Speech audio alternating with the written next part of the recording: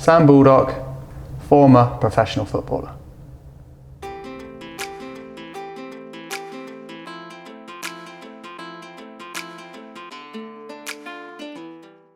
Well, because my older brother's sort of 2 years older than me, we were always knocking about in the garden, and he had a good group of friends that always used to play in the village together, and I think just tagging along with them and playing with the older kids, and that's probably my earliest memory, and I think that's probably helped me sort of develop physically when I was younger, and be able to adapt to playing with quicker and stronger players, and made me have to try and find my way to hold my own.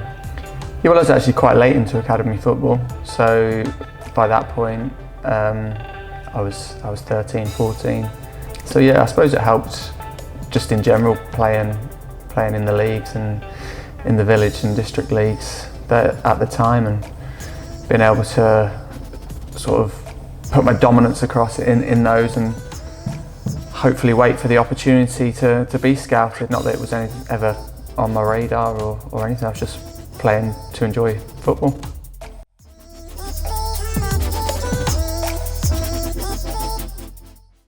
The year we got promoted with Brighton was a special one. It was a real good, special group of friends, good group of people, and a great club, and the way that everything around that season happened was just really, really memorable. I think the season before we missed out on goal difference of automatics and lost in the playoffs, so to do it that year was very special. I scored a good goal just after Christmas in front of the cameras at home to QPR, and sort of my celebration was a sort of a homage to the Christmas do, and a few of us got round and did the Yaya Colo Torre. Pretty random, but we enjoyed doing it on the Christmas day.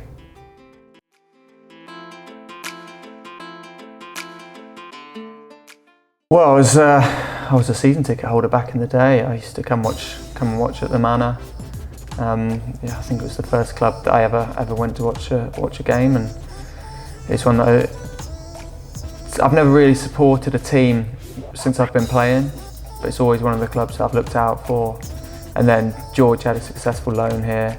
James became the doctor here, so it's always been that club that I've had fond memories with and close relationships with. So when the opportunity came around, it was one that really intrigued me.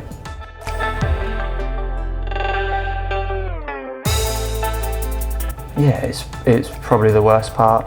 There's a few negatives towards games that people don't realise, and you've got the Christmases and the training on bank holidays and stuff like that. But yeah, for me, injuries definitely plagued my time here and my career, and it's something that when you put so much effort in to trying to get back fit time and time again, it eventually just wears you down, and that's what happened to me. And at the end of the time that I was playing here, I was going on the pitch just thinking what's going to happen next, and in my last game I knew I was undercooked. I knew I wasn't really ready, but the timing of everything around the club, the league position we were in, the pressure under the manager, and just how desperate I was to be back fit and be contributing, inevitably my body broke down again.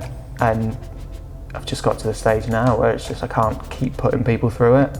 It's not fair on my family, it's not fair on the club, it's not fair on the fans, the players, and it's not fair on me. So that's why I felt the time was right to stop playing.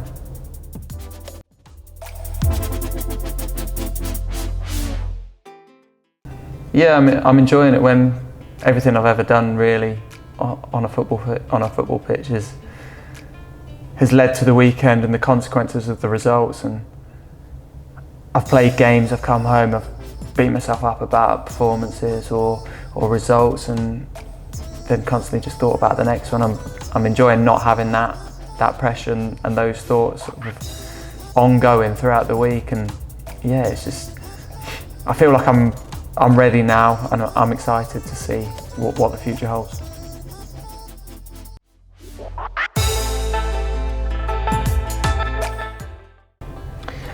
Yeah, so it's a part-time distance learning one.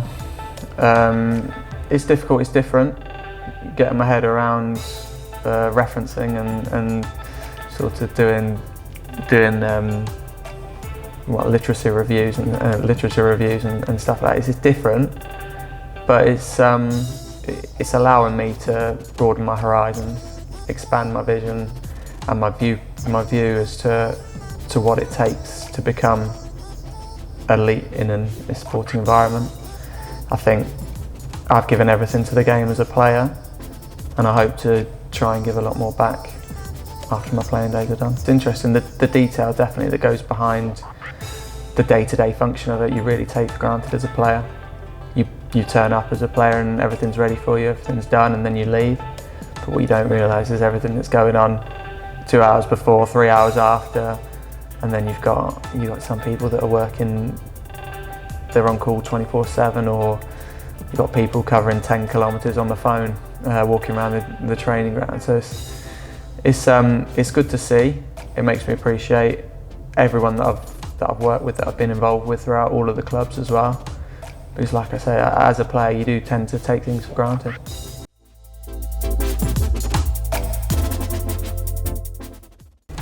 Yeah, so the job title is Business Development Analyst. It's a role sort of that came into fruition with help from the manager. Tim and Grant are also on board with it. Whereas it's a role where I'll be spending a couple of months at a time in each department. So looking at the commercial side of the club, moving on to the academy, then assisting with recruitment again, and then finally coaching alongside the manager and just learning every aspect of how a football club's run. I have aspirations long term to be involved at a senior level within football. I'm doing a master's to be a sporting director, alongside my job here, and so I'm really grateful to the guys at the club for producing this role for me, and I look forward to exploring it.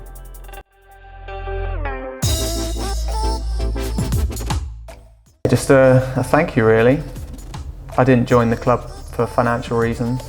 I joined the club because of the connection I've got, family connection and the previous connection as a fan. So it was one that I wanted to come and play for this club. I always thought long term that I would be involved with this club prior to starting here. I apologise for the way it's turned out. This obviously wasn't my intention, but hopefully I can continue to contribute off the pitch now, moving forward.